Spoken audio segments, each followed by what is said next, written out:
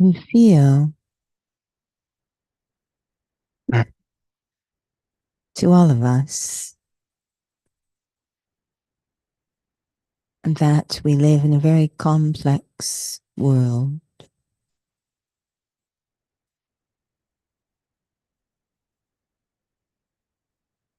Even the most basic tasks seem complicated.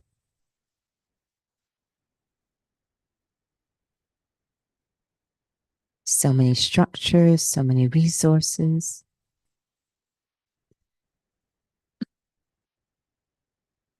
and always feeling the pressure of time.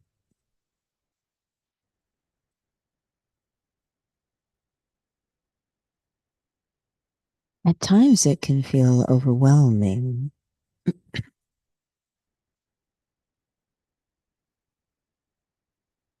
And so we seek a break, an escape, a distraction.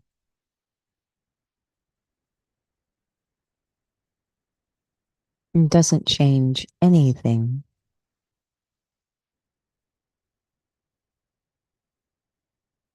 but it's a way we've developed to manage our energy.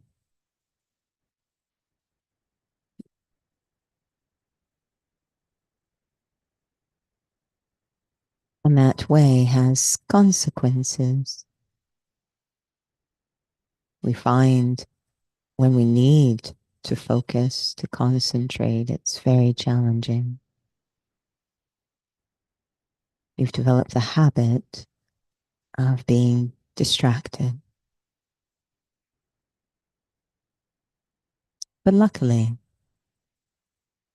our intrinsic nature, our true self, can very easily focus, concentrate, be uninfluenced and undistracted.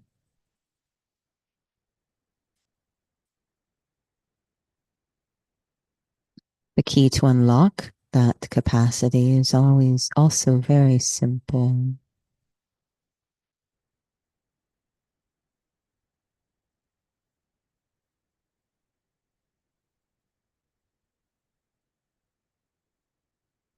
Love has a magical effect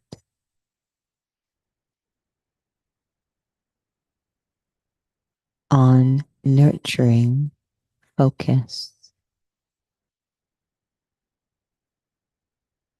We have no problem focusing on something we love.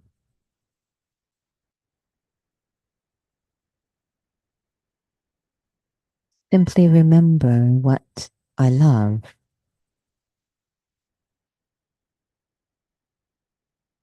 will support me in focusing.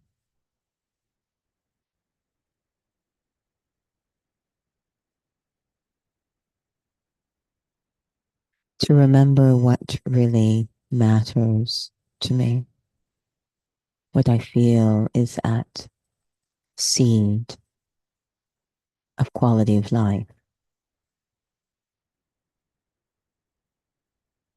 And I know I've arrived at the seed when the response is a quality, not a person or a thing or a place or a possession, but a quality. Maybe it is love or peace or integrity or compassion. That which gives meaning to day-to-day life, a point.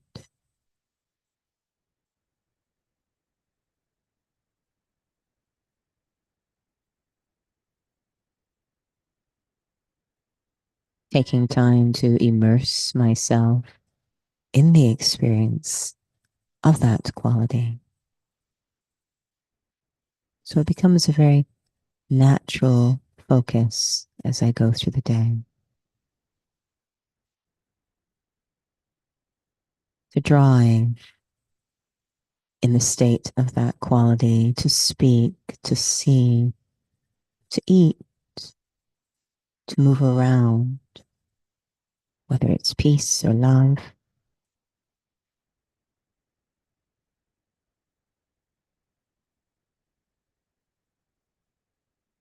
Magically changing the complex world into something very simple, organized around that simple quality that I love.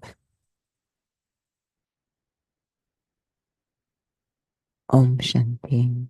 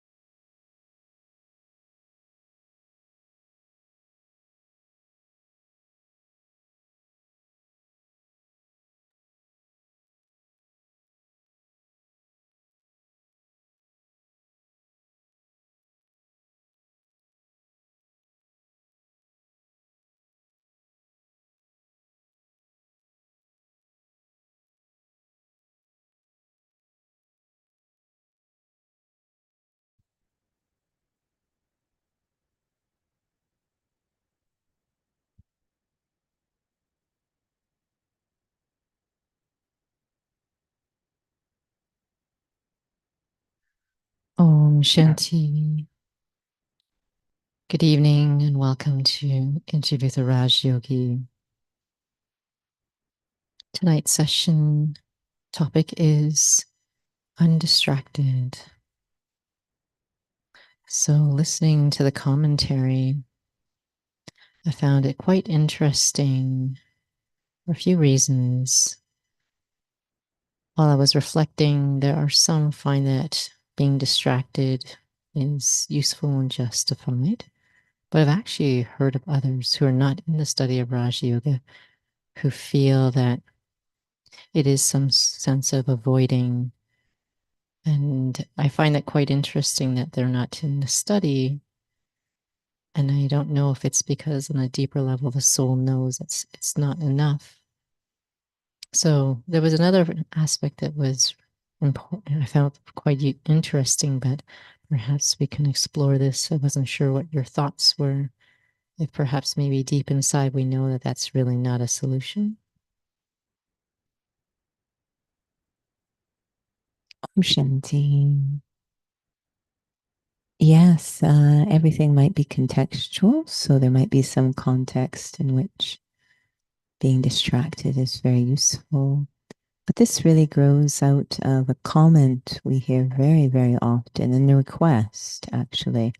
How can I be more focused? How can I concentrate? Because when you back it up, we have a certain objective, and to reach that, this is for anything in life.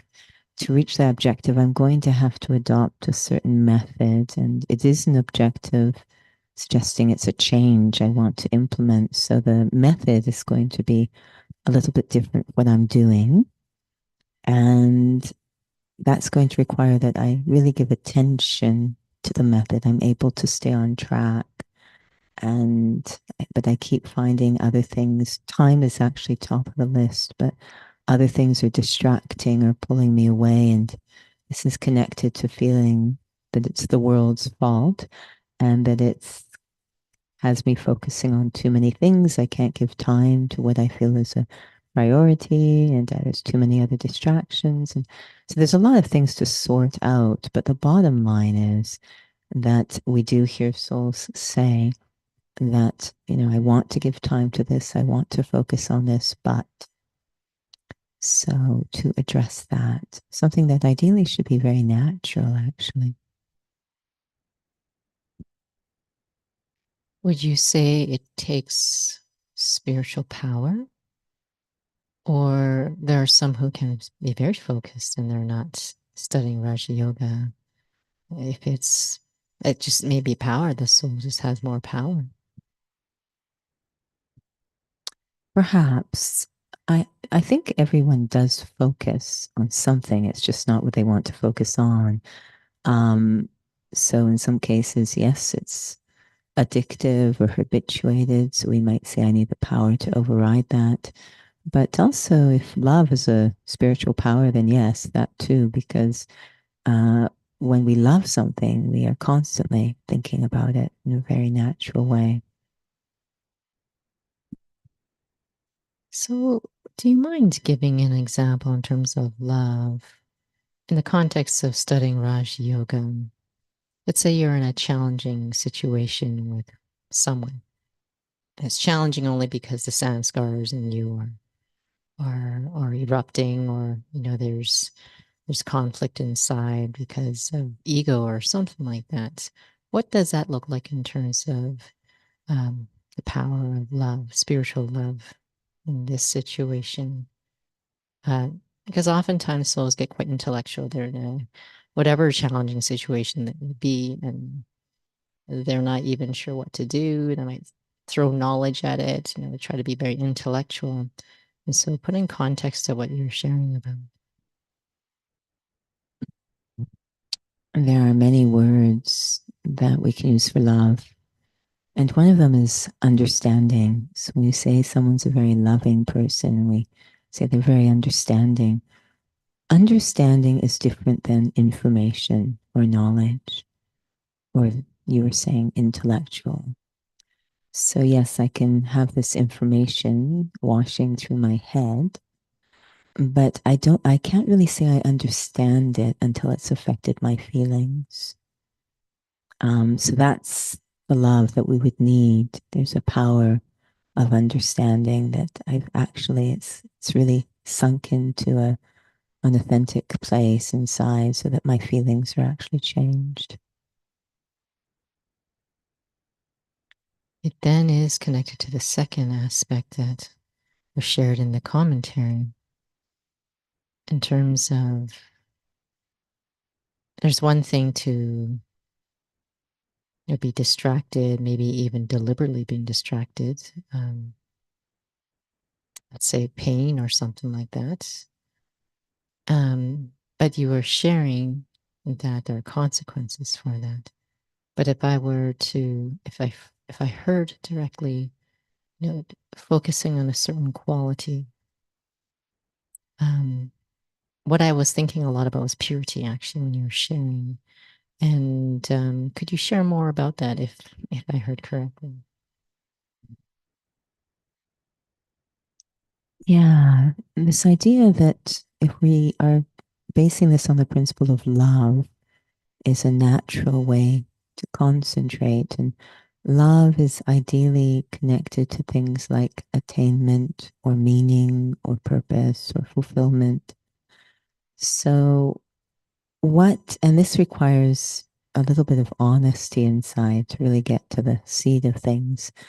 Because you could say, well, I love a portion. Absolutely. If someone loves a Porsche, they will focus and be very determined to get one. Um, but the idea that there's something inside, and it's a spiritual conversation, a quality that I feel gives meaning and purpose and value to life, whether it is purity or peace or whatever. It is some hitting gold inside. What really do I feel is so important, and an easy way to explore it is I might find over and over I'm demanding it of other people.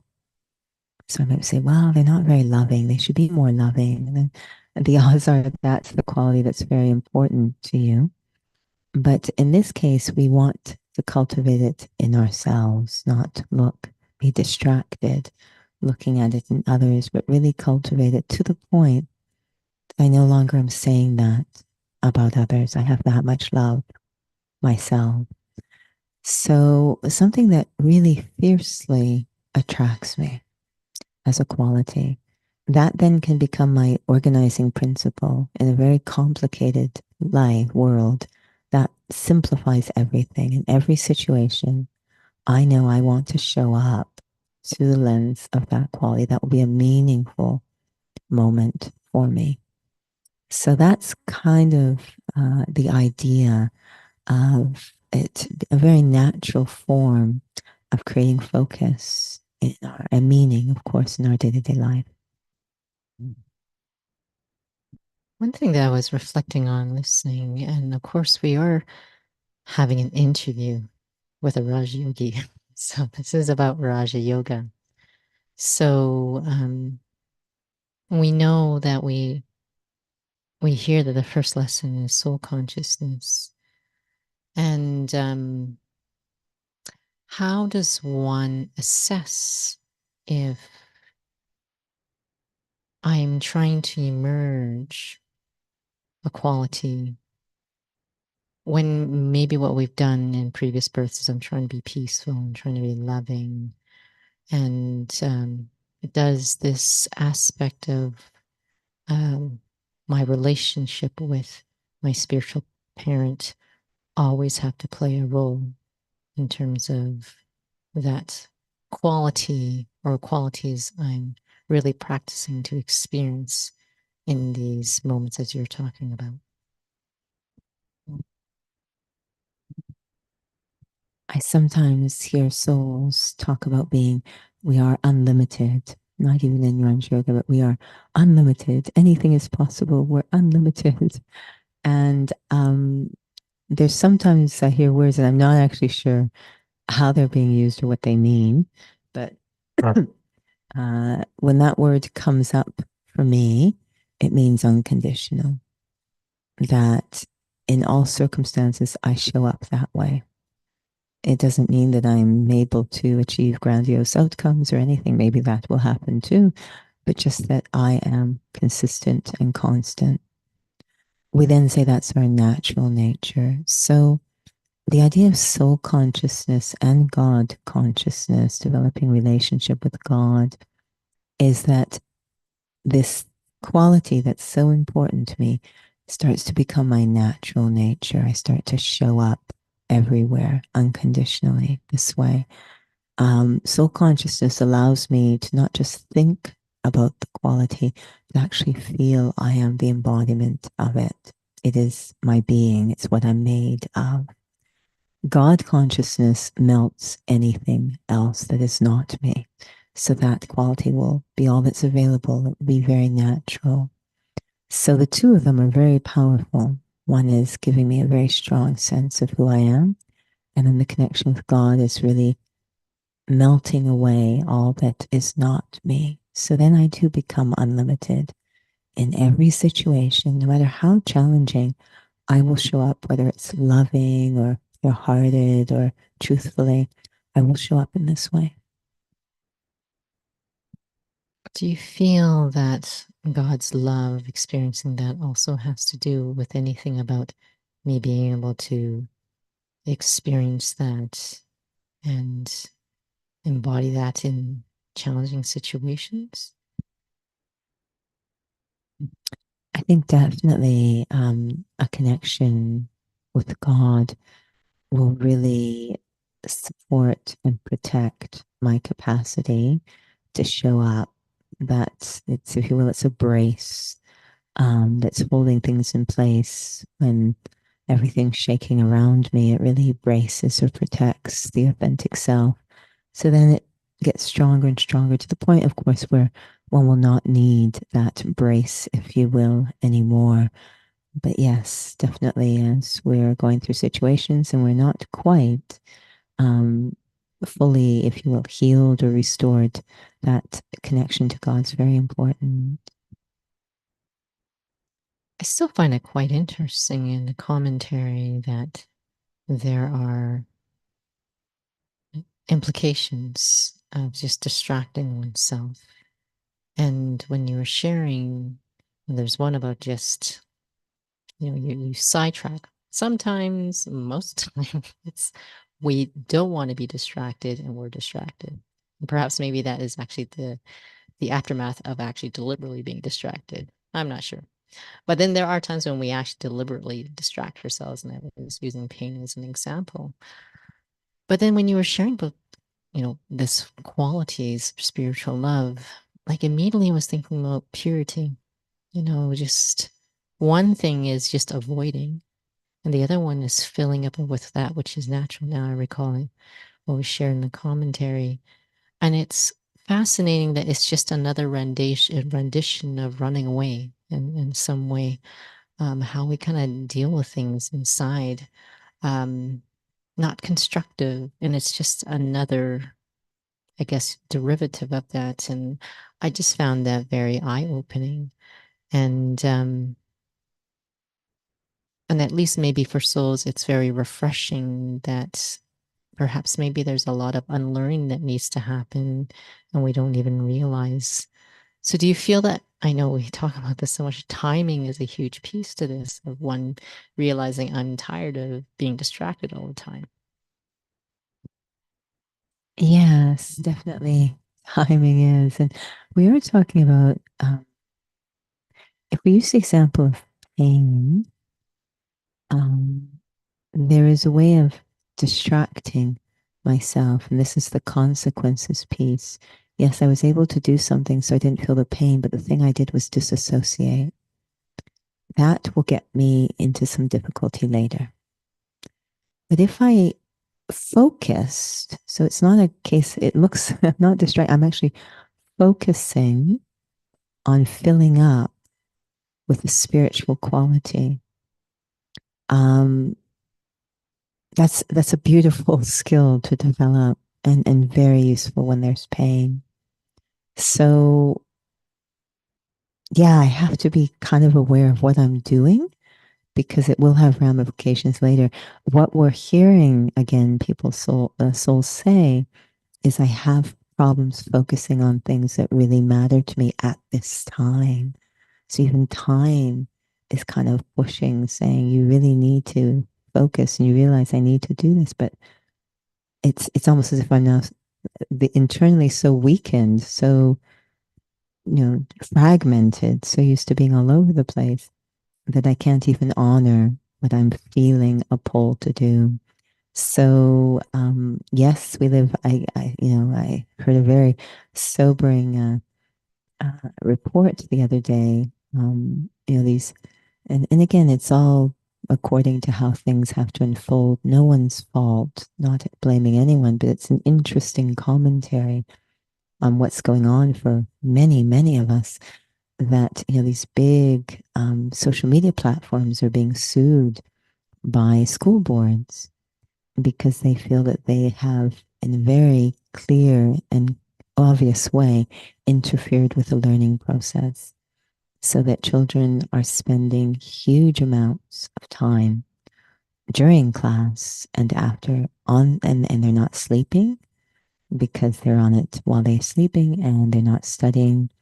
So they literally, I don't even remember my parents telling me to go do my homework. We were so self-directed. And that's an important skill in life, to be able to focus yourself, direct yourself, have mastery. So it's not the social media platform's fault at all, but something needs to develop within the human spirit that will enable us to respond to challenges in a very, very humane way.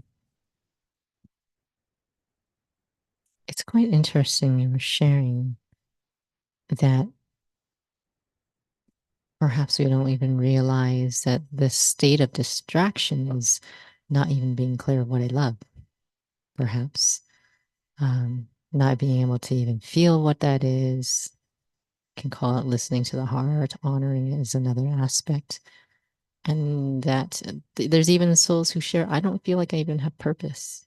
So I don't even know what I'm doing in school or what am I doing in this and that. And I remember one soul at the time when he was sharing with me, I think he might have been like 14 or 16 in the body, but he said, I always get so distracted, but I realize, it's because I don't know what I want. And we were just doing arts and crafts, and he was so focused. And it wasn't really about the arts and crafts, but it stayed with me so much that souls are capable. It's just having the right conditions, timings, perhaps one of them, for that capacity to be honored. And so, in terms of timing, do you feel that it's really because it's timing in terms of a potential or a capacity that just needs to be awakened for every soul? And there's a couple of things that could be going on. I always feel uninfluenced and undistracted kind of go together. And when, this idea that souls aren't quite sure what they want, um, again, if in an honest conversation, I actually could be aware of what I want. The issue is that it's not what other people may want me to want. So actually, there could be a fear of reflecting on what I love, what is meaningful to me. It actually could be afraid because if I do, I'll have to do something about it. Very often we have these lessons in study where the teacher is saying, okay, so I've noticed something going on. And then they'll stop and say, do you want me to tell you what I've noticed? They'll give us that chance. And they'll say, are you sure you want me to tell you? Because if I tell you, then you'll know and you may have to do something about it. But if I don't tell you, right, you can carry on. So there could be a fear of having to honor what I love. But it might mean facing things. It might mean a lot of letting go. It might mean taking responsibility, being accountable. These aren't heavy things, actually. They're very beautiful things. But if they're not the way I've been living my life, any kind of change is frightening. So I often wonder if it's fear. And there is an equation with fear. It's about timing, but they actually will override the fear when the pain becomes greater. So maybe that's the time that needs to happen.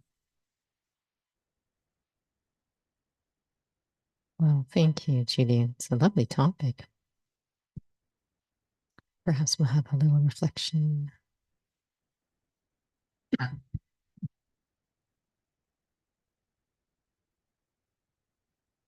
Whether we say undistracted or able to simplify, they're very similar. And how much the heart loves simplicity. In a complicated world, to make things so simple.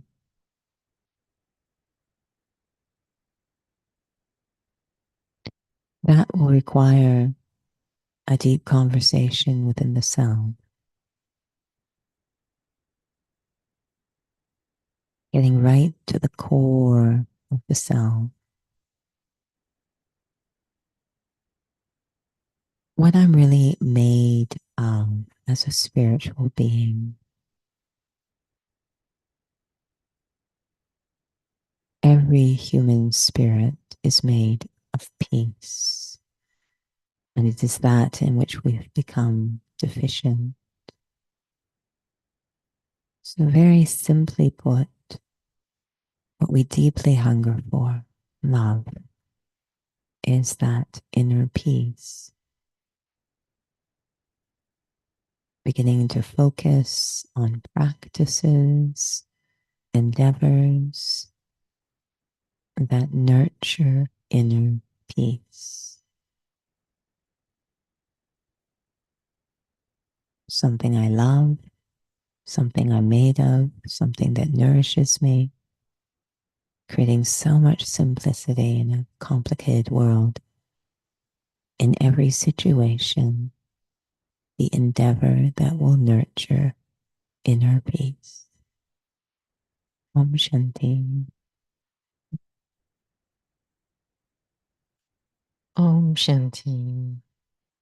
So thank you for joining with us this evening. So we wanted to let souls know that we have started these learn about meditation workshop that we've been offering at the Academy once a month. No longer are we offering inner fitness.